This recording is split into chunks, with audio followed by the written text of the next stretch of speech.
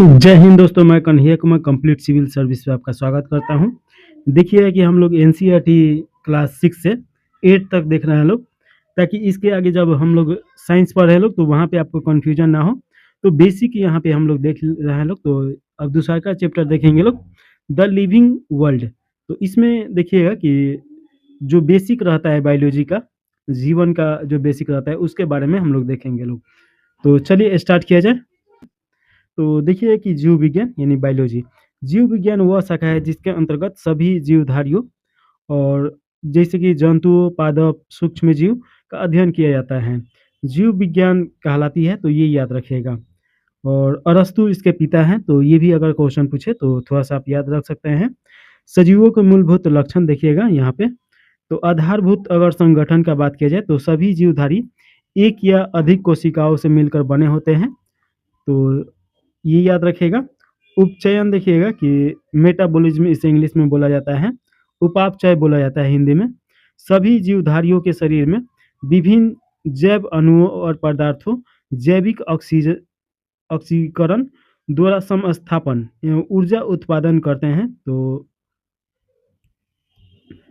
यह देखिएगा कि चय और अपचय क्रियाओं का योग होता है, तो ये आपको याद रखना है कि किसका योग होता है। तो चय यानी कि एनाबोलिज्म और अपचयन यानी कि कैटाबोलिज्म क्रियाओं का ये योग होता है। वृद्धि किसे कहा जाता है, तो देखिए कि सभी जीवों के आकार और द्रव्यमान में वृद्धि होता है, जिसका कारण कोशिकाओं की संख्या एवं आयतन में वृद्धि होता है। तो कोशिका जो होता है लोग जीवन के मूलभूत इकाई होता है लोग। और देखिए कि सबसे सूक्ष्म जो किसी भी जीव का कण होता है वो कोशिका ही होता है, कोशिका से ही मिलके बना होता है लोग। मान लीजिए कि कोई घर बना है, तो घर किससे बना होता है? ईंट से। तो समझ लीजिए कि ईंट जो है ये कोशिका ही है, कोशिका ईंट के रूप में काम करता है। तो ये आप ये थोड़ा-सा याद रखिएगा कि किसी भी घर का जो बेसिक होता है, ईंट होता है, उसी प्रकार कोशिका होता है। और जब कोई भी जैसे कि जीव है, तो जैसे मनुष्य है तो अगर छोटा है, तो जैसे-जैसे बड़ा होता है, तो उसका जो कोशिका होता है, उसका भी आकार बढ़ता है और साथ में कोशिका की संख्या भी बढ़ता है। तो कन्फ्यूज़न के लिए ये आपसे सवाल पूछ सकता है कि कोई जीव है, जब छोटा से बड़ा होता है, तो कोशिका का आकार बढ़ेगा सिर्फ़, कोशिका का संख्या बढ़ेगा सिर्फ़, या दोनों बढ़ेगा? तो ऐसे करके पूछ सकता है। अनुकूलन क्या होता है? इसे इंग्लिश में एडेप्टेशन बोला जाता है। विषम परिस्थितियों में जीवित रहने हेतु जीवधारी जीवधारी आवश्यकता अनुसार अपनी शरीर क्रियाओं एवं आंतरिक संरचनाओं में परिवर्तन करते हैं या करवाते हैं, उसी को अनुकूलन बोला जाता है। जैसे कि मान लीजिए कि कोई जीव रेगिस्तान में रह रहा है, कोई जीव लेह में रह रहा है या जम्मू कश्मीर में। तो दोनों के जो पर्यावरण है, जो मौसम है, दोनों में बहुत फ़र्क है। एक जगह बहुत ज़्यादा गर्मी गिर रहा है, एक जगह बहुत ज़्यादा ठंडा गिर रहा है। तो इसमें क्या होता है कि दोनों जगह का जो जीव होता है, एक उसमें रहने के लिए अनुकूलित कर लेता है अपने आप को, और उसी परिस्थिति में वो जीने लगता है, उसी को बोला जाता है अनुकूलन। प्रतिक्रिया क्या होता है?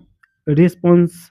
देखिए सभी जीवधारियों और भौतिक या रासायनिक बाह्य उद्दीपकों के प्रति प्रतिक्रिया दर्शाते हैं, उनके जीवन को गतिमान बनाए रखता है।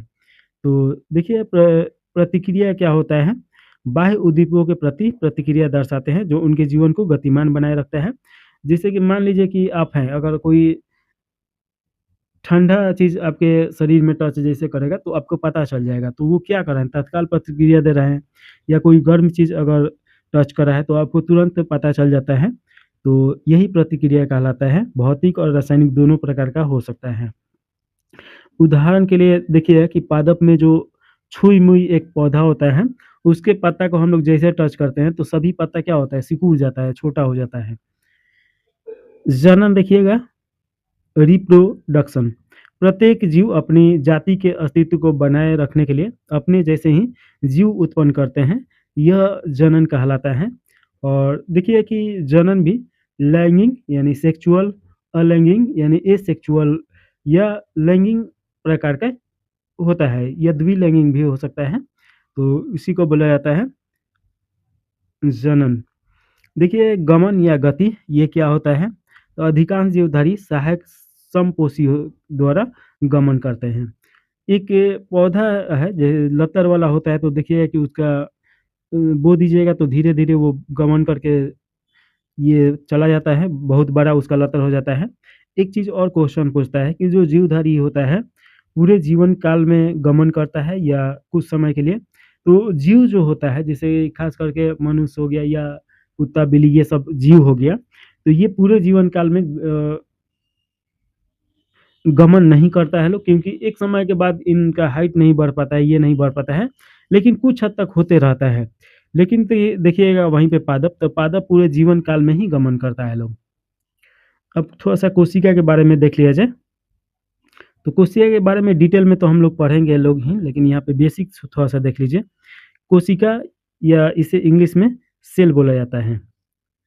तो देखिए कि ये एक लैटिन शब्द है, जो सेल्युला से व्युत्पन्न हुआ है, यानी सेलुला से बना है, जिसका अर्थ होता है एक छोटा कमरा या कोशिका। कोशिका जीव द्रव के संगठित, स्वपोषित, स्वजनन की क्षमता रखने वाली कार्यात्मक संरचनात्मक रूप से जीवधारियों की मूल इकाई है। और यहाँ पे देखिए कि कोशिका जो होता है, उसका यहाँ पे चित्र दिखाया गया है कि कोशिका के अंतर्गत क्या-क्या होता है, जिसमें आपका सीलिया, लाइसोसोम, माइटोकॉन्ड्रिया, आपका काइटोप्लाज्मा, सेंट्रोसोल, राइबोसोम और तरल पदार्थ इसमें गोल्जी का, ये सब बहुत चीज़ होता है इसके अंतर्गत। तो इसके डिटेल में हम लोग देखेंगे लोग। तो सबसे पहले थोड़ा-सा यहाँ पे ये एक माइंड मैप आपका होना चाहिए। थोड़ा-सा इसके बारे में बता देते हैं। देखिए कि जो ये आपका होता है, ये आपका केंद्रिका होता है, और केंद्रिका ही इसको क्या करता है, पूरा कंट्रोल करता है। और देखिए कि आपका इसके जो पावर हाउस यानी रसोई गैस अगर देखा जाए, तो माइटोकॉन्ड्रिया होता है। यहाँ पे दिए देखिए ये आपका माइटोकॉन्ड्रिया हो गया। यही भोजन यहाँ पे पहुँचाता है और लेके आता है बाहर, पारगमन टाइप का होता है। तो देखिएगा कि ये आपका पावर हाउस बोला जाता है। क्रोमोसोम यहाँ पे दिया गया है, तो सभी के बारे में एक-एक करके देखा जाएगा। देखिएगा कि रॉबर्ट हुक 1665 ईस्वी में सर्वप्रथम स्वयं सूक्ष्मदर्शी के द्वारा कर्क के पतले टुकड़े में मृत कोशिकाओं की खोज की तथा सेल्यूला नाम दिया।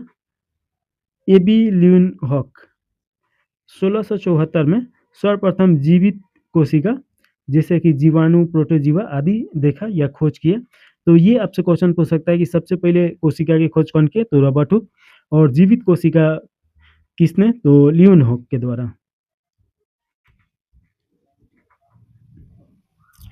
देखिए कि कोशिका के आकार पर जीव एक कोशिकीय, जैसे कि अमीबा, या बहुकोशिकीय, जैसे कि मानव। मानव बहुकोशिका से बना हुआ है, अमीबा एक कोशिका से ही बना होता है। कोशिका सिद्धांत देखा जाए, सेल थ्योरी। देखिए एक कोशिका सिद्धांत जीवधारियों में कोशिकाओं की संरचना, उसके कार्य और उत्पत्ति से संबंधित एक मौलिक जैविक अवधारणा है। थोड़ा-सा हम अगर कोशिका के बारे में बताएँ, तो देखिए कि किसी भी जीव का उसका जो शारीरिक संरचना होता है, कोशिका के आधार पे ही वो संरचना बनता है। जैसे कि मान लीजिए कि कोई मकान है, तो मकान में तो बहुत चीज़ लगता है, सीमेंट, बालू, पानी, ये बहुत चीज़। लेकिन उसका मूल जो रहता है जो मकान का, वो क्या रहता है? तो मूल इकाई रहता है ईंट। तो उसी प्रकार है कि किसी भी जीव का जो मूल इकाई है जिससे वो बना होता है, वो ईंट ही है, और उसी को कोशिका बोला जाता है। देखिए इस सिद्धांत का प्रतिपादन मैथियास स्लाइडेन ने किया था। तो ये स्लाइडेन याद रखिएगा। और ये कब किए थे? तो 1838 में। तथा थियोफिस स्वान 1839 में कोशिका सिद्धांत दिए। तो दोनों को जोड़ के पूछता है कि स्लाइडेन और स्वान के द्वारा ये नियम दिया गया था। को आपसे पूछेगा कि कोशिका सिद्धांत कौन दिया था? तो स्लाइडेन और स्वान आता है। और इनके अनुसार देखिएगा कि ये क्या बताएँ लोग? तो बताएँ लोग कि सभी जीवधारी कोशिकाओं तथा उनके उत्पादों से मिलकर बने होते हैं। कोशिका जीवन की मूलभूत इकाई है। तो ये 2 सिद्धांत इनके द्वारा दिया गया। बाद में रुडोल्फ बीबोर ने बताया कि नई कोशिकाओं का निर्माण पूर्ववर्ती कोशिकाओं से ही होता है, यानी कि जो पूर्व में जो पुराना कोशिका होता है, उसी के द्वारा होता है। और देखिए कि कोशिका 2 प्रकार का होता है, एक यूकेरियोटिक आपको दिखाई दे रहा होगा, यहाँ पे प्रोकैरियोटिक दिखाई दे रहा होगा। तो सबसे पहले हम लोग प्रोकैरियोटिक कोशिका देखा जाए, तो ये सरलतम संरचना वाली कोशिकाओं है जिसमें झिल्ली युक्त एक का एक कोशिकीय अंगक जैसे कि इसमें बना होता है ये, और इसमें देखिएगा इसमें देखिए कि एक कोशिकीय जीव जो होता है लोग वो ज़्यादा पाया जाता है लोग, जैसे कि शैवाल हो गया या जीवाणु, विषाणु ये सब हो गया लोग। तो इसमें देखिएगा कि माइटोकॉन्ड्रिया जिसे पावर हाउस के नाम से भी जाना जाता है और गोल्जी काय, ये दोनों चीज़ इसमें नहीं पाया जाता है, तो ये आपको याद रखना है। प्रोकैरियोटिक कोशिका में ये नहीं पाया जाता है। इसमें सुविकसित केंद्रक का अभाव होता है तथा उनके प्रमुख अनुवांशिक केंद्रक नियंत्रक क्षेत्र के केंद्रिकाय या जीनोफोर कहते हैं। तो ये याद रखिएगा, केंद्रक के स्थान पे नंगे डीएनए पाए जाते हैं इसमें, तो ये केंद्रक इसमें नहीं पाया जाता है, उसके स्थान पे नंगे डीएनए पाया जाता है। डीएनए तो जानते ही हैं, डीएनए के बारे में आगे भी पढ़ा जाएगा। हिस्टोन प्रोटीन का अभाव होता है और ये कोशिकाएं प्राय एक कोशिकीय जीव जैसे कि जीवाणु और नीले हरित शैवाल में पाए जाते हैं और इनका आकार देखिए प्राय छोटा होता है। तो ये देखिए कि एक कोशिकीय जीव है और ये बहुकोशिकीय जीव वो में ये आपका कोशिका पाया जाता है। तो दोनों में देखिए कि थोड़ा डिफरेंट देखने को मिलता है। एक चीज़ हम आपको और बताते हैं, आपसे क्वेश्चन पूछ सकता है कि जो पादप कोशिका होता है उसमें जो कोशिका पाया जाता है वो किस आकार में होता है, तो वो चरकूट होता है। और देखिए कि चरकूट उसके बाद थोड़ा-सा वो ठोस भी होता है, तो कभी भी आप किसी पेड़-पौधा के ऊपरी छाल को टच कीजिएगा, तो वो ठोस आपको लगता है उसी के कारण। और जो जंतु कोशिका होता है, वो लचीला होता है और उसका आकार जो होता है गोल होता है इस प्रकार। तो ये हम लोग को थोड़ा-सा देखना है। हालाँकि ये कोशिका अलग है, ये कोशिका आपका प्रोकैरियोटिक के अंतर्गत आता है, जो कि एक कोशिकीय और जीवाणु में ये सब में मिलता है। अब थोड़ा-सा हम लोग यूकेरियोटिक कोशिका के बारे में देख लिया जाए, तो इसका संरचना आप देख लीजिए और कोशिका के बारे में तो डिटेल में हम लोग आगे देखेंगे लोग ही। ये देखिए कि ये अधिक विकसित कोशिकाएँ होता है और जिनमें सुविकसित केंद्रक होता है, अपने सभी अवयव के साथ पाया जाता है। इनमें सभी प्रकार के विकसित कोशिकाएँ पाए जाते हैं और केंद्रक झिल्ली से परिबद्ध होता है, तो इसमें केंद्रक झिल्ली भी पाया जाता है। इसमें झिल्ली युक्त कोशिकांग जैसे कि माइटोकॉन्ड्रिया, गोल्गी का अंतःप्रद्रवी जालिका उपस्थित होता है और देखिए कि इनका आकार प्रोकैरियोटिक कोशिकाओं से बड़ा होता है। ये जंतु एवं पादप कोशिकाओं में विभाजित की जा सकती हैं। और देखिएगा आगे कि कोशिका भित्ति के बारे में पढ़ा जाए, तो देखिए कि यह एक निर्जीव, मजबूत और सुरक्षात्मक अवयव है, जो कुछ कोशिकाओं के बाह्यतम आवरण के रूप में उपस्थित होता है। और सेल वॉल देखिए कि ये आपका ये ऐसे बना होता है सेल वॉल, तो ये थोड़ा-सा आप इस पे देखिए ताकि माइंड मैप आपका बन जाए। यह पादप, शैवाल और कवक और जीवाणुओं की कोशिकाओं में पाया जाता है। यह सेल्यूलोज और हेमीसेल्यूलोज, पेक्टिन और प्रोटीन आदि से बना होता है। तो ये ज़रूर याद रखिएगा, आपसे बार-बार क्वेश्चन ये आता है कि जो कोशिका भित्ति होता है वो किससे बना होता है, तो सेल्यूलोज से बना होता है। सेल्यूलोज क्या है, तो प्रोटीन का ही एक प्रकार है। यह कोशिका को आकार देता है, इसे सुरक्षा प्रदान करती है और निश्चित आयतन बनाए रखने में ये सहायता करता है। कोशिका भित्ति जो होता है यह पूर्णतः पारेगम होता है, अर्थात यह सभी पदार्थों के लिए प्रवेश की अनुमति देता है। तो ये आप थोड़ा-सा एक बार सभी पढ़ के उसके बाद हम जो इसका चित्र है उस पे समझा देंगे। कोशिका झिल्ली देखिएगा कि यहाँ पे आपका कोशिका झिल्ली है जिसे इंग्लिश में सेल मेम्ब्रेन बोला जाता है। यह कोशिका के जीव द्रव को घेरे रहती है और कोशिका के अंदर के पदार्थों को बाह्य वातावरण से अलग करती है और इसे प्लाज्मा झिल्ली भी कहते हैं। तो ये याद रखिएगा कि कोशिका झिल्ली को ही प्लाज्मा झिल्ली बोला जाता है, क्योंकि क्वेश्चन जो पूछता है प्लाज्मा झिल्ली देता है ज़्यादातर। यह कोमल और लचीला होता है, तो ये देखिए कि ये कोमल और लचीला होता है। यह मुख्य रूप से वसा और प्रोटीन की बनी एक पतली झिल्ली होती है और यह वर्णनात्मक पारेगम होता है, अर्थात यह कुछ ही पदार्थों के आदान-प्रदान की अनुमति देता है। जो ज़रूरत होता है उसे अंदर जाने देता है और बाहर आने देता है, नहीं तो जो ज़रूरत का पदार्थ नहीं है उसे अंदर जाने नहीं देता है। सिंगर एवं निकोल्स मॉडल को तरल मोज़ेक मॉडल कहा जाता है। तो ये देखिए कि 1972 में इनके द्वारा दिया गया था। और इसके बाद हम लोग को देखना है जीव द्रव प्रोटोप्लाज्म। जीव द्रव कोशिका के केंद्रक एवं कोशिका द्रव को सम्मिलित रूप से कहते हैं। इसे जीवन का भौतिक आधार भी माना जाता है। तो फिजिकल बेस ऑफ लाइफ किसे कहा जाता है? तो जीव द्रव को बोला जाता है। और देखिएगा कि यह कोशिका का एक जेलीनुमा यानी कि थोड़ा तरल पदार्थ का रहता है, चिपचिपा टाइप का, अर्ध तरल और पारभासी, रंगहीन और सजीव पदार्थ होता है। जीव द्रव को सर्वप्रथम डुआर्डिन ने देखा था, परंतु जीव द्रव की खोज का श्रेय पुरकिंजे को जाता है। तो ये दोनों दो क्वेश्चन यहाँ से बन रहा है कि जीव द्रव को सबसे पहले किसने देखा था? तो डुआर्डिन के द्वारा देखा गया था, लेकिन खोजकर्ता कौन है? तो श्रेय पुरकिंजे को दिया जाता है। 1837 में इनके द्वारा खोजा गया था। यह कोशिका द्रव और केंद्रक द्रव में विभक्त होता है। कोशिका के सभी जैविक और रासायनिक क्रियाएं जीव द्रव में ही संपन्न होती हैं। इसके बाद केंद्रक के बारे में देख लिया जाए तो देखिए कि केंद्रक जो होता है कोशिका का सबसे बड़ा और सबसे महत्वपूर्ण अंगक होता है, जो कोशिका के सभी कार्यों का नियंत्रण करता है और नियमित भी करता है। जैसे कि शरीर का जो मस्तिष्क होता है कि पूरे शरीर को कंट्रोल करता है, उसी प्रकार जो केंद्रक होता है ये सभी जो ये होते हैं सभी का ये कंट्रोल करता है, जितने उसमें पदार्थ पाए जाते हैं। इसका खोज रॉबर्ट ब्राउन के द्वारा 1831 में किया गया था। केंद्रक के चारों ओर केंद्रीय झिल्ली का दोहरा आवरण पाया जाता है, जो इसका सुरक्षा कवच के रूप में काम करता है। इसके अंदर गाढ़ा तरल पदार्थ और केंद्रक द्रव कहलाता है। केंद्रक में केंद्रिका और क्रोमैटिन जालिका जैसी महत्वपूर्ण घटक इसमें पाए जाते हैं।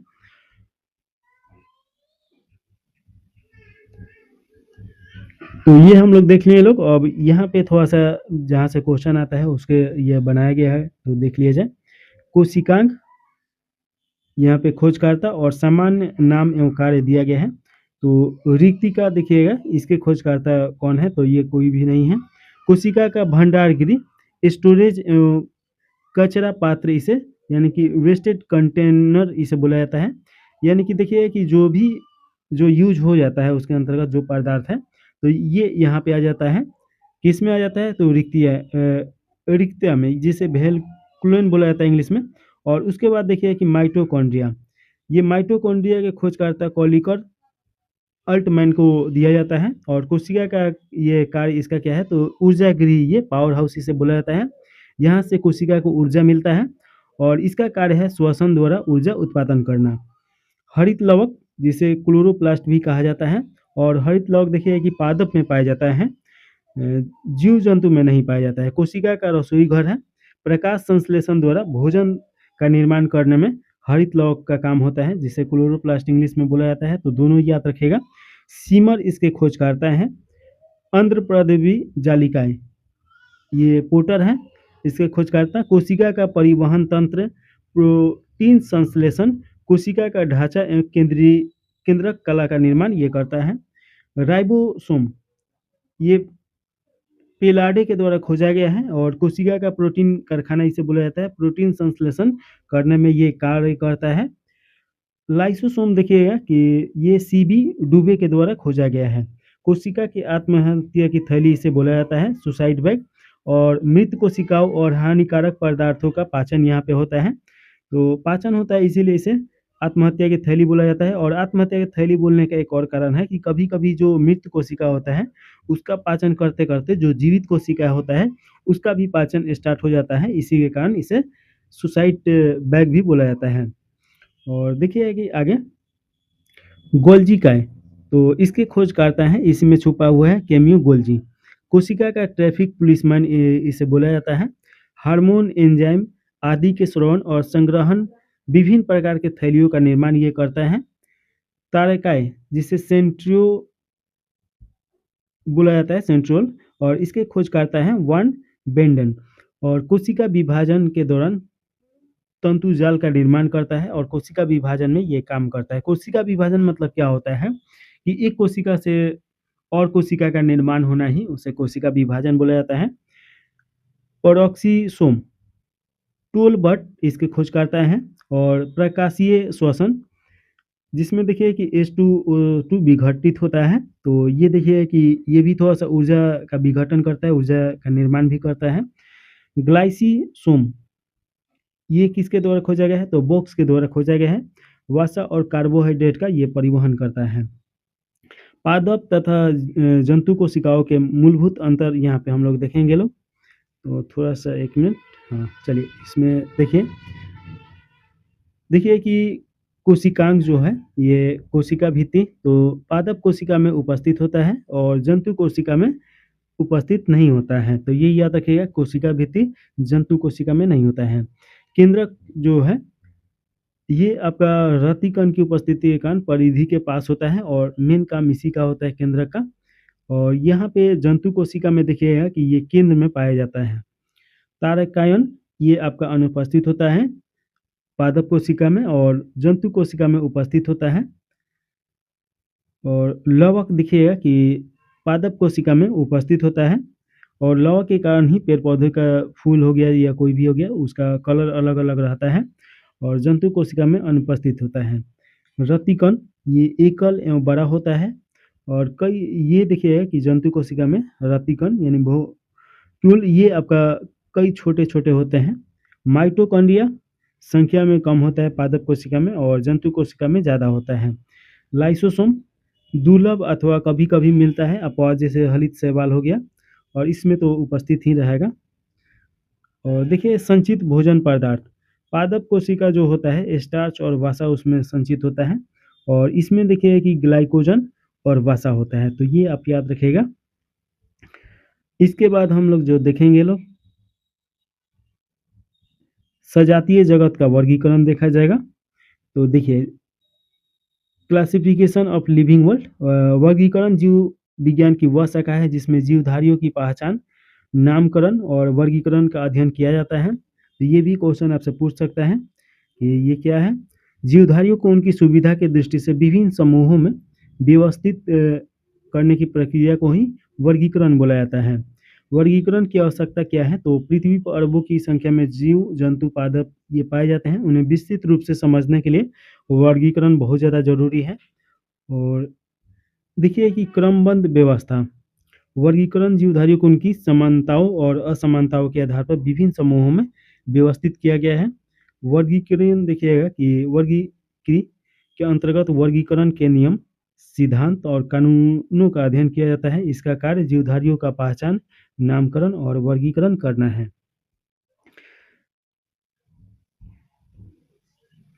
पदानुक्रमण वर्गीकरण, जीवधारियों को उनके गुणों, लक्षणों और उद्भव के आधार पर समूहों या विभाजित करते हैं, जिन्हें वर्ग कहते हैं। प्रत्येक टॉक्सन वर्गीकरण के स्तर को दर्शाता है, जैसे कि जाति, वंश, कुल, गण, वर्ग, संघ या प्रभाग और जगत। तो ये सभी चीज दर्शाता है जो वर्गीकरण है। तो जीव जंतु इसी के कारण सभी एक दूसरे से अलग हैं।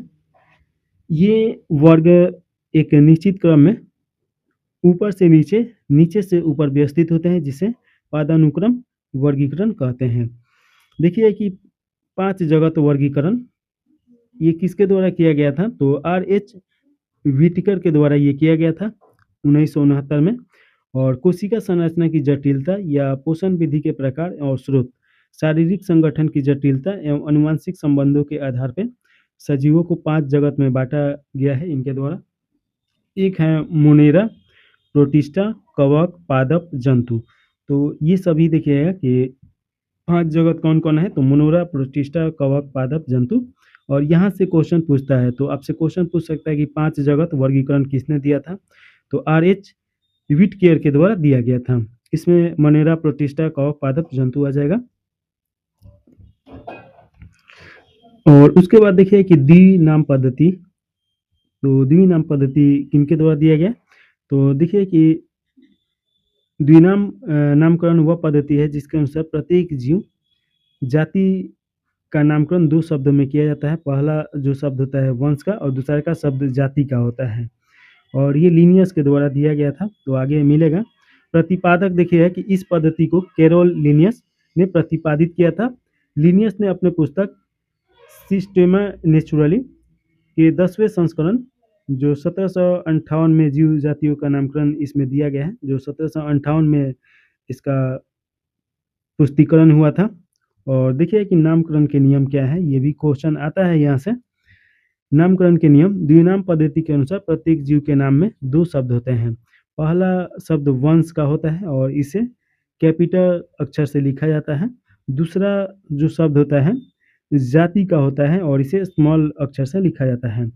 नाम प्राय लैटिन भाषा में लिखे जाते हैं, जैसे कि मनुष्य का नाम होमो सेपियन है, तो ये होमो सेपियन जो है ये लैटिन भाषा में है। और एक चीज़ समझिए कि ये क्वेश्चन आ चुका है बीपीएससी में कि लैटिन भाषा में ही वैज्ञानिकों के द्वारा नामकरण क्यों किया जाता है। तो देखिए कि ये जो भाषा है लैटिन भाषा, ये डेट भाषा है, यानी कि उसका मृत्यु हो चुका है, अब उसमें और नया उसमें नहीं जुड़ेगा। बाकी जैसे अंग्रेजी, हिंदी या कोई भी भाषा है जो बोलचाल के भाषा में है, तो उसमें शब्द जुड़ सकते हैं। इसीलिए ये लैटिन भाषा चुना गया वैज्ञानिकों के द्वारा, ताकि और ज़्यादा कभी भी समस्या ना आए।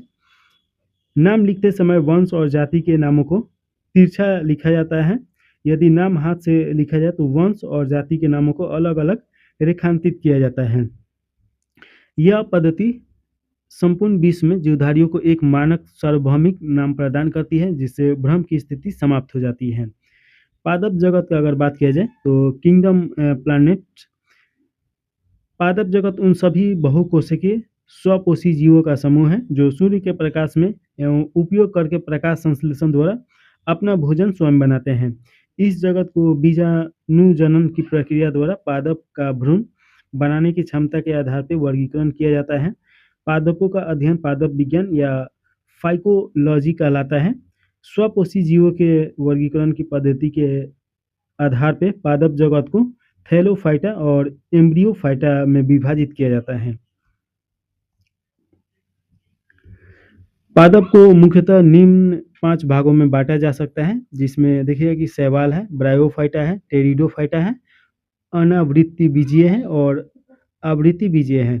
इसमें सबसे पहले हम लोग शैवाल देखेंगे लोग, और उसके बाद हम लोग देखेंगे लोग। तो शैवाल के बारे में देखिए कि एक कोशिकीय या बहुकोशिकीय सरल पादप है जो सामान्य जलीय आवासों जैसे कि समुद्र, नदी में पाए जाते हैं। इन्हें फाइकोलॉजी के अंतर्गत अध्ययन किया जाता है। तो ये याद रखिएगा कि शैवाल के अध्ययन को फाइकोलॉजी बोला जाता है, और इसका स्पेलिंग जरूरी याद रखेगा। तो ये आपका देखिए कि इंग्लिश में एल्गी बोला जाता है, तो ये आपका शैवाल है इस प्रकार का। आप धान के खेत में भी हरा हरा देखे होंगे, और ये भी आप कहीं ना कहीं देखे होंगे।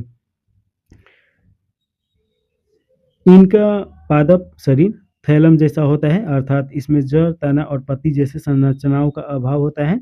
यह पूर्णतः स्वपोषी होते हैं। स्वपोषी उसे बोला जाता है जो स्वयं अपना भोजन निर्माण करके वो ग्रहण कर सके। इनमें संवहनीय ऊतकों का अभाव होता है। अधिकांश शैवाल हरित लवक युक्त होते हैं, किंतु कुछ परपोषी, परजीवी या प्राणी संभोजी भी होते हैं।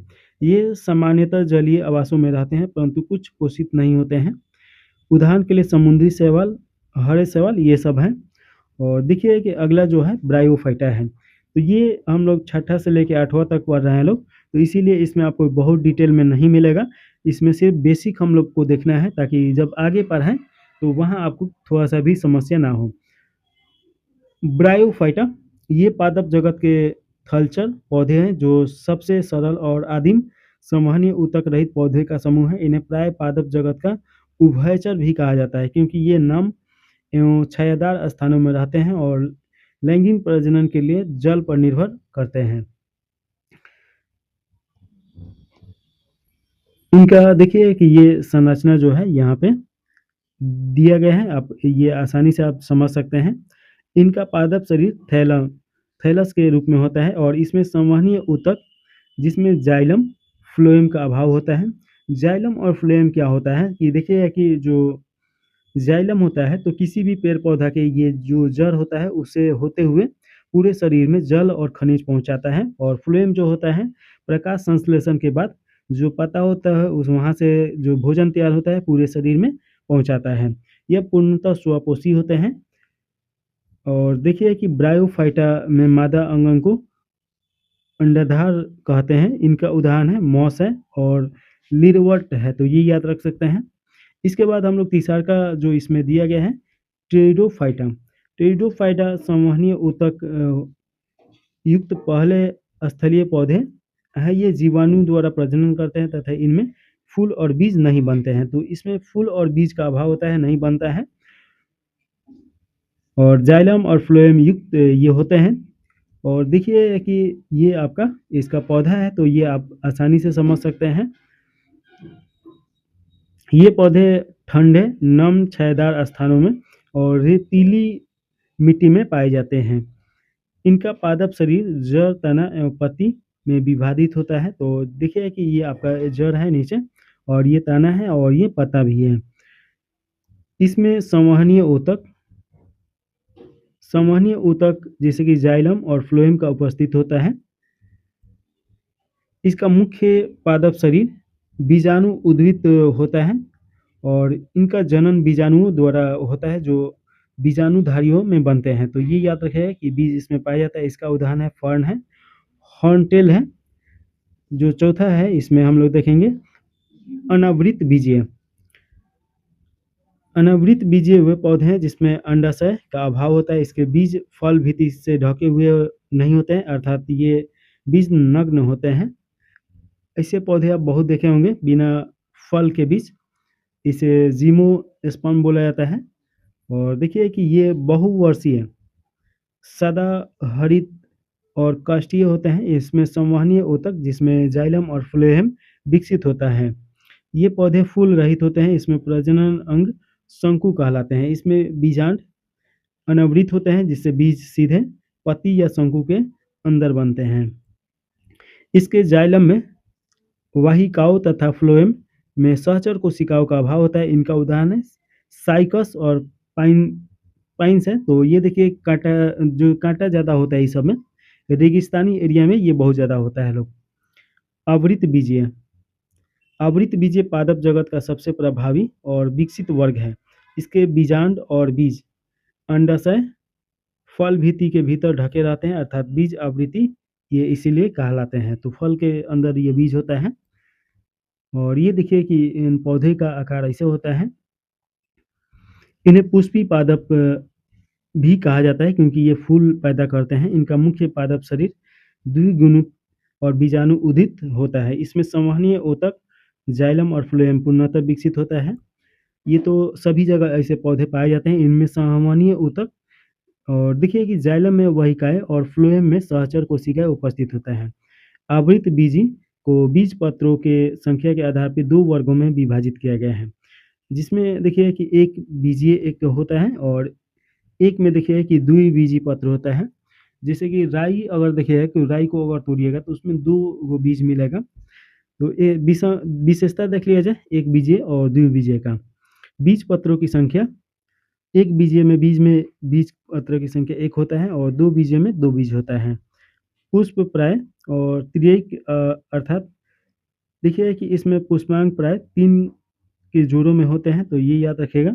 चतुर्थ एवं पंचमी अर्थात पुष्पांग 4 या 5 के जोड़ों में होते हैं। जड़ देखिए प्राय अपसरिक जड़ है तथा इसमें संवहनीय फूल प्राय 8 से 32 होते हैं। मूलतः जड़ है तथा इसमें संवहनीय फूल 2 से 6 होते हैं। तना का बात किया जाए तो ये संवहनीय फूल बिखरे हुए होते हैं, और संवहनीय फूल इसमें घिरे व्यवस्थित होते हैं तथा इनके बीच में कैम्बियम की पट्टी उपस्थित होता है। पतिया देखिए कि सिरा एक दूसरे के समानांतर, और इसमें जाली का बंद सिरा विन्यास उपस्थित होता है। पादप आकारिकी, तो प्लांट मॉर्फोलॉजी देखिएगा कि पादप आकार की जीव विज्ञान की वह शाखा है जिसमें पादपों के बाह्य स्वरूप और संरचना का अध्ययन किया जाता है। जैसे कि जड़ हो गया, तना हो गया, पत्ती हो गया, फूल हो गया, फल हो गया। तो ये सब का इसमें अध्ययन किया जाता है। पादपों को आकार के आधार पर 3 भागों में बांटा जाता है। तो 3 भाग कौन कौन है? तो देखिए कि एक शाख हो जाएगा, छुईप हो जाएगा, और वृक्ष हो जाएगा, यानी कि हर्ब, सर्ब्स और ट्रीज। तो ये याद रखिएगा कि शाख जो होता है हरे तने युक्त छोटा पादप होता है। उदाहरण के लिए मटर का जो पौधा होता है उसे शाख के अंतर्गत रखा जा सकता है। और छुईप देखिएगा कि काष्ठीय एवं सांखिक तने युक्त ये पौधा होता है। उदाहरण के लिए बेर का जो पौधा है वृक्ष काष्ठीय एवं शाखित तने युक्त छोटा, जैसे कि इसमें नीम का पेड़-पौधा आ जाएगा, नीम का पेड़ आ जाएगा, पौधा कहाँ से आ जाएगा। और आगे देखिए कि मूल यानी कि रूट जो जड़ होता है उसके बारे में। मूल पादप का अवरोही अंग है, जो मूलांकुर से विकसित होता है। यह पादप का वह भाग है जो सामान्यतः प्रकाश के विपरीत और जल तथा गुरुत्वाकर्षण की ओर वृद्धि करता है। तो देखिए कि जो जड़ होता है यहाँ पे, नीचे जड़ है तो ये प्रकाश के विपरीत ही जा रहा है, प्रकाश इधर से पड़ेगा और नीचे ही पानी मिलता है, खनिज मिलता है, गुरुत्वाकर्षण जो है वो भी नीचे है, तो उसके ये सम्मुख जा रहा है उसी के पास में, तो इसीलिए यहाँ से क्वेश्चन मिला के ऐसे क्वेश्चन बनता है। तो थोड़ा सा आप मैप पे कभी पढ़े रहिएगा तो बहुत आसान होगा ये सब क्वेश्चन। यह जड़ टोपी से ढका रहता है जो मूल के शीर्ष की सुरक्षा करता है। यह अंकुरन के समय मूलाकुर से विकसित होता है। इसमें अभिभेदित शीर्षपट विभायोजक पाई जाती है। इसका मुख्य कार्य जल एवं खनिज लवणों का अवशोषण और पादप को भूमि में स्थिर रखना है। जड़ों के प्रकार देखिए, टाइप ऑफ रूट, तो जड़ों के प्रकार के आधार पर देखिए, जड़ों को उनके विकास के आधार पर दो भागों में बांटा गया है। दो भाग कौन कौन है, तो एक आपका हो जाएगा मूसला जड़ें, जिसे प्राथमिक मूल बोला जाता है, और एक अपस्थानिक मूल जिसे सेकेंडरी मूल भी बोला जाता है, या द्वितीयक मूल। तो ये मूलाकुल सीधे विकसित होते हैं। इसमें एक मुख्य मोटी जड़ होती है जिससे ये फस्व और छोटी जड़ें निकलती हैं। जैसे कि आप कभी मूली देखे होंगे तो मूली का एक, या गाजर देखे होंगे तो एक मोटा ये जड़ होता है और इसमें छोटा-छोटा ये जड़ होता है। और भी ये प्राय द्विबीजीय में पाई जाती है, जैसे कि गाजर हो गया, मूली हो गया, आम में भी ये पाया जाता है। उसके बाद देखिएगा कि अपस्थानिक मूल, ये मूलाकार को छोड़कर पादप के अन्य भागों जैसे कि तना, पत्ती, पार्श्वसंधि, पार्श्वसंधि उसे बोला जाता है कि देखिए कि जहाँ से ये ताना निकलता है तो उसी को बोला जाता है जो ज्वाइंट रहता है। यह प्राय एक बीजीय पौधे में पाई जाती है, जैसे कि घास हो जाएगा, बरगद की जटाएँ और गन्ना हो जाएगा। मूलों के रूपांतरण की अगर बात किया जाए तो मूलें विशेष कार्य करने के लिए रूपांतरित हो जाती है, जैसे कि भंडारण मूलें, मूली, शलजम, शकरकंद, गाजर ये हो जाएगा। और वही मूलें जैसे कि आइवी और पान का ये हो जाएगा। श्वसन मूलें दलदली क्षेत्रों में पाई जाने वाली पौधे में श्वसन हेतु भूमि से बाहर निकलती है। अब थोड़ा ताना के बारे में पढ़ लिया जाए, जिसे स्टीम इंग्लिश में बोला जाता है। ताना पादप का अवरोही अंग है जो प्राकुर से विकसित होता है और ये पादप का वह भाग है जो सामान्यतः प्रकाश की ओर गुरुत्वाकर्षण होता है। तो देखिए कि यहाँ से क्वेश्चन मिला-जुला के बनता है कि आपसे क्वेश्चन पूछ देगा कि प्रकाश की ओर, यानी इनडायरेक्ट पूछेगा कि गुरुत्वाकर्षण के विपरीत कौन जाता है। तो जैसे ये पेड़ हो गया तो ताना निकलेगा तो ये गुरुत्वाकर्षण के विपरीत ही जाएगा, तो ये आप याद रखिएगा। और थोड़ा-सा यहाँ पे देखिएगा कि ये नोट्स इसे बोला जाता है, जहाँ से ये निकला हुआ है। और ये जो मेन जो इसका ब्रांच है इसे इंटरनोट बोला जाता है। और ये लीफ तो आप जानते ही हैं। और पेटिडोइड जहाँ से लीफ ये निकलता है उसे पेटियोल बोला जाता है, तो ये आप याद रखिएगा। तने में पर्व यानी नोट्स और पर्व संधियाँ पाई जाती है। और देखिए कि सर्व संधियों से पत्तियाँ निकलती है तथा अक्ष में एक कक्षीय कलिका में पाई जाती है। तने का मुख्य कार्य पत्तियों, फूलों और फलों को सहारा देना है और जल, खनिज लवणों और तैयार भोजन का संवहन करना है। यह प्राय प्रकाश की ओर वृद्धि करती है। तने का रूपांतरण, तना कई प्रकार के कार्यों के लिए रूपांतरित होता है, तो ये आप याद रखिएगा। जिसमें देखिए कि भूमिगत तने ये भोजन भंडारण करते हैं, जिसमें आपका उदाहरण में देखिए कि आलू आ जाएगा, आलू एक कंद के अंतर्गत आता है। अदरक आ जाएगा, ये प्रकंद हो जाएगा। प्याज सलकंद हो जाएगा और अरबी धनकंद हो जाएगा। तो ये आप याद रखिएगा, ये सभी आपका भूमिगत तने के अंतर्गत आएगा। अर्धवायवीय तने, ये पौधे को क्षैतिज रूप में फैलाने में मदद करता है, जैसे कि दूब, ये जो घास होता है, और पुदीना का जो पौधा देखे होंगे, और स्ट्रॉबेरी, ये सभी आ जाएगा आपका अर्धवायवीय तने में। वायवीय तना अगर बात किया जाए तो आरोही, जैसे आरोही होता है तना, जैसे कि आपका अंगूर का देखिएगा, तो ये अंगूर जो लता टाइप का होता है, तो वो सब आ जाएगा इसके अंतर्गत। अगर पत्ती का बात किया जाए तो पत्तियाँ तने की पर्व संधिया से निकलने वाली चपटा, पतला और हरा और महत्वपूर्ण पार्श्व अंग है। ये आपका लीफ है और ये आपका पेट्रियोल यानी पर्व संधिया है और यहाँ से पत्ती निकला है। और नोट ये तो जानते ही हैं कि ये नोट है, ये इंटरनोड है जो कि सबसे मजबूत अंग होता है इसका। पत्ती के कक्ष में एक कक्षीय कलिका पाई जाती है। पत्तियों का मुख्य कार्य प्रकाश संश्लेषण द्वारा भोजन तैयार करना है और सरल पत्ती जिसमें केवल एक ही पर्ण फलक होता है। उदाहरण के लिए देखिए कि आम हो जाएगा। संयुक्त पत्ती अनेक छोटे-छोटे पर्णकों में विभाजित होते हैं। अब थोड़ा-सा फूल के बारे में देख लिया जाए यानी पुष्प। पुष्प पादप का वह लैंगिक भाग है जो जननांगों और जनन क्रिया को संपादित करता है। यह तने या शाखा के शीर्ष पर विकसित होता है। पुष्प का ये संरचना आप देख सकते हैं। ये आपका पंखुड़िया हो जाएगा। 1 मिनट कलर चेंज कर लें।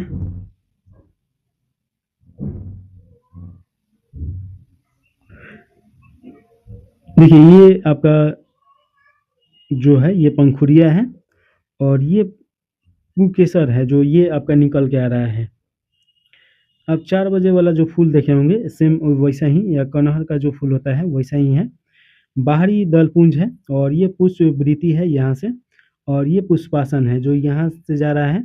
ये वर्तिका है और ये अंडाशय है और वर्तिकांक है और ये परागकोश है जहाँ से परागकोश होता है जैसे कि छोटा-छोटा मक्खी हो गया, तितली हो गई, ये आके इसी के ऊपर बैठता है लोग और वहाँ से ये बीज बनना स्टार्ट होता है। वर्तिका जो है ये अब देखिए कि जो छोटा-छोटा इसमें से निकल रहा है, जो अब केसर का कौन-सा भाग खाया जाता है ये क्वेश्चन आता है, तो ये वर्तिका ही खाया जाता है, इसको तोड़ के सुखाया जाता है, तो ये आप याद रख सकते हैं। पुष्प के प्रमुख 4 भाग होते हैं। एक बाह्य दल पुंज, यह हरे रंग का होता है और कली अवस्था में पुष्प की सुरक्षा करता है। और इसके बाद दल पुंज आ जाएगा, यह प्राय रंगीन होता है जो परागण के कीटों को आकर्षित करने में महत्वपूर्ण भूमिका निभाता है। उसके बाद मंग होता है, यह नर जननांगों होता है जो पुकेसर द्वारा निर्मित होते हैं। पुकेसर में परागकोश और तंतु होते हैं, इसमें परागकण बनते हैं। जयांग यह मादा जननांग होता है जिसमें अंडाशय, वर्तिका और वर्तिकांग होता है। देखिए कि परागकण, ये परागकण कैसे होता है इसके बारे में थोड़ा-सा। परागकण वह क्रिया है जिसमें परागकण पुकेसर के परागकोश और वर्तिकांग तक पहुँचते हैं, तो ये याद रखिएगा। और देखिए कि परागकण कराने वाले तत्वों में कौन-कौन शामिल हैं, तो वायु के द्वारा परागकण एक फूल से दूसरे का फूल तक पहुँचता है। जल और जंतु जैसे कीट पक्षी हो गया लोग, तितली, ये सब छोटा-छोटा जो जीव-जंतु रहता है लोग, मधुमक्खी उसमें आ जाएगा लोग सभी जंतु। तो ये तो आता ही है क्वेश्चन में। अब निषेचन के बारे में थोड़ा-सा देखना है। परागकणों का मादा युग्म से संलयन होकर 2n बनने की क्रिया को निषेचन कहते हैं। यह एक लैंगिक जनन भाग है और आवृत्त बीजों पादप में द्विनिषेचन होता है जहाँ युग्मजन के साथ त्रिसंलयन भी होता है जिससे भ्रूण और भ्रूणपोष बनते हैं। अगर फल का बात किया जाए तो देखिए कि फल वह संरचना है जो निषेचन के पश्चात परिपक्व अंडाशय से विकसित होता है। फल एक पका हुआ अंडाशय होता है जिसके अंदर बीज होते हैं। फल की भित्ति को फल भित्ति कहते हैं और बीजांड निषेचन के बाद बीज में परिवर्तन हो जाते हैं, तो ये आप याद रखिएगा।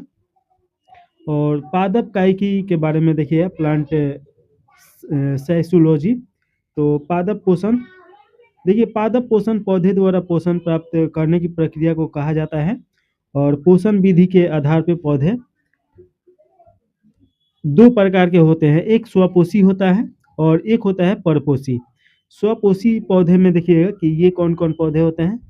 वे पौधे जो प्रकाश संश्लेषण की सहायता से अपना भोजन स्वयं बनाते हैं और उसे स्वपोषी बोला जाता है। तो इसमें अधिकतर पादप आ जाते हैं। प्रकाश संश्लेषण की प्रक्रिया द्वारा पौधे सूर्य के प्रकाश का उपयोग करके कार्बन डाइऑक्साइड और जल से ग्लूकोज बनाते हैं। समीकरण का अगर बात की जाए तो देखिए कि 6Cu2 प्लस 12H2O और प्रकाश से ये क्लोरोफिल प्रकाश से प्राप्त करता है और ये एक समीकरण बनता है जिसमें देखिए कि उपोत्पाद ऑक्सीजन और जल होता है। यहाँ से थोड़ा ध्यान दीजिएगा कि उपोत्पाद यहाँ से क्वेश्चन पूछता है तो उपोत्पाद क्या होगा कि ऑक्सीजन और जल होगा। अधिकांश हरे पौधे इसी विधि से पोषण प्राप्त करते हैं। कुछ पौधे कीट भक्षी भी होते हैं जैसे कि नेपेथिस और ड्रोनसेरा, यूटिकुरियलिया और बीनस फ्लाई ट्रैप। ये सब क्या करते हैं कि छोटे छोटे कीट जो होता है उनको अपने पत्ते में चिपका के और उसमें का जो नाइट्रोजन का कमी रहता है वो पूर्ति करते हैं लोग। परपोषी पौधे क्या होते हैं तो इसके बारे में थोड़ा सा देखिए। वे पौधे जो अपना भोजन स्वयं नहीं बनाते हैं और अन्य जीवों या पौधे पर निर्भर रहते हैं उन्हें परपोषी कहलाता है। परपोषी पौधे के देखिएगा कि ये अन्य पौधे से रस चूसकर भोजन प्राप्त करते हैं। विशेष अंग जो होता है चूसक मूल होता है। उदाहरण के लिए आप देखिए कि अमरबेल, आप देखे होंगे कि जो पौधा होता है उसके ऊपर एक लतर टाइप का ऊपर चढ़ जाता है, वही अमरबेल होता है। और मृतोपजीव पौधे, ये मृत और सड़े गले कार्बन पदार्थों से भोजन प्राप्त करते हैं। उदाहरण के लिए मशरूम जो बाजार में बिकता है वो सब इस पे आ जाएगा।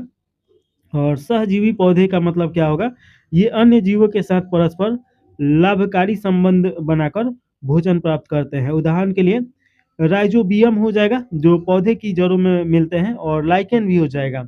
लाइकेन से एक और क्वेश्चन पूछता है कि जहाँ पे प्रदूषण होता है वायु प्रदूषण वहाँ पे लाइकेन नहीं रहता है, तो ये याद रखिएगा। परिवहन का बात किया जाए तो देखिए कि परिवहन पौधे में जल, खनिज लवण और भोजन एक स्थान से दूसरे के स्थान तक संचरण करते रहते हैं। जड़ देखिएगा कि जड़ द्वारा अवशोषित जल एवं खनिज परिवहन जाइलम द्वारा होता है। तो ये ऊपर भी हम आपको समझाए थे कि जाइलम जड़ और खनिज ले जाता है और जो फ्लोएम होता है वो भोजन परिवहन करता है। पत्तियों में संश्लेषित जो भोजन बनता है प्रकाश संश्लेषण के द्वारा वो पूरे शरीर में पहुंचाता है। यह प्रक्रिया ट्रांसपीरेशन खिंचाव, जड़ दाब और केशिका बल और असमंजस श्रवबल बल द्वारा संचालित होता है। परासरण अगर देखा जाए तो अर्ध परागम झिल्ली और मध्यम से विलायक अणुओं का उच्च सांद्रता से निम्न सांद्रता की ओर गमन परासरण कहलाता है। और देखिए कि जो ओस्मोसिस शब्द जो बना है ये नॉलेज नामक वैज्ञानिक ने दिया है। तो ये सॉरी नॉलेट नॉलेट लिखा है, नॉलेज नहीं, तो इसके लिए सॉरी, तो नॉलेट नामक वैज्ञानिक के द्वारा ये नाम दिया गया है। इसमें जल का प्रवेश या निर्गमन कोशिका द्रव के सांद्रण के आधार पर होता है। और देखिए परासरण के अगर प्रकार का बात किया जाए तो अर्ध परासरण, जब इसमें क्या होता है कि जब कोशिका को अल्प सांद्र विलयन में रखा जाता है तो जल कोशिकाओं में प्रवेश करता है और कोशिका फूल जाती है। उदाहरण के लिए किशमिश को जल में अगर रखने पर देखिएगा कि वो फूल जाता है। तो किशमिश हो गया, बादाम हो गया, ये सब रखिएगा जल, चना भी हो जाएगा, तो ये सब क्या होता है फूल जाता है। और वही परासरण किसे बोला जाता है तो जब कोशिका को सघन विलयन में रखा जाता है तो जल कोशिका से बाहर निकल जाता है, कोशिका सिकुड़ जाती है। उदाहरण के लिए अंगूर को सघन शर्करा घोल में रखने पर वो सिकुड़ जाता है। अचार भी हो सकता है कि आम का अचार बनाया जाता है तो वो क्या होता है धीरे धीरे छोटा हो जाता है, सिकुड़ जाता है। वाष्पो उत्सर्जन देखिएगा कि पौधे के वायवीय भागों से जल वाष्प के रूप में जल का ह्रास वाष्प उत्सर्जन कहलाता है। यह पौधे में तापमान नियंत्रण करता है, जड़ से जल अवशोषण और खनिज लवण के परिवहन में ये देखिए कि सहायता करता है। वाष्प उत्सर्जन कितने प्रकार का होता है तो देखिए कि एक रंध्र वाष्पसर्जन होता है और ये पत्तियों की निचली सतह पर उपस्थित सूक्ष्म रंध्रों द्वारा जल वाष्प का उत्सर्जन होना रंध्र वाष्पसर्जन कहलाता है। यह वाष्पसर्जन मुख्य प्रकार है। कुल वाष्पसर्जन का लगभग 80 से 90% इसी भाग से होता है। रंध्रों का खुलना और बंद होना रक्षक कोशिका द्वारा नियंत्रित होता है। रंध्र दिन में प्राय खुले रहते हैं और रात में बंद हो जाते हैं। और देखिए कि कटिकीय वाष्पसर्जन, पत्तियों और जड़े पत्तियों और हरे तने की बाहरी सतह पर स्थित क्यूटिकल। जब हम लोग एक पत्ता देखते हैं लोग, जैसे कि ये पत्ता हो गया, तो इसमें बीच में एक टहनी रहता है, उसके बाद यहाँ बहुत पतला-पतला रेशा टाइप का होता है, उसी को बोला जाता है क्यूटिकल। तो ये आप याद रखिए, परत के माध्यम से जल वाष्प का उत्सर्जन होना कटिपीय वाष्पसर्जन कहलाता है। यह वाष्पसर्जन का 10% से कम भाग होता है, और जिन पौधे में क्यूटिकल मोटी होती है उसमें यह बहुत कम होता है। शुष्क क्षेत्रों के पौधे में मोटी क्यूटिकल होने के कारण ये वाष्पसर्जन न्यूनतम होता है।